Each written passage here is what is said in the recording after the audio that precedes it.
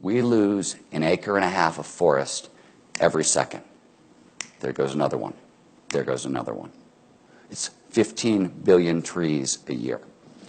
This drone, this robot, flying robot, gives us a way to fight back. This was invented by a company called BioCarbon Engineering. They're in Australia. It is a tree planting drone.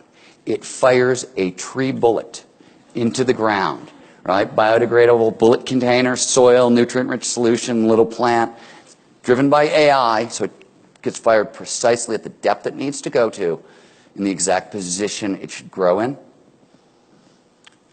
This drone can plant 100,000 trees a day. They're building an army of 10,000 of them. They can plant 1 billion trees a year. Technology is finally getting to the point where it's making a serious, serious difference in this fight.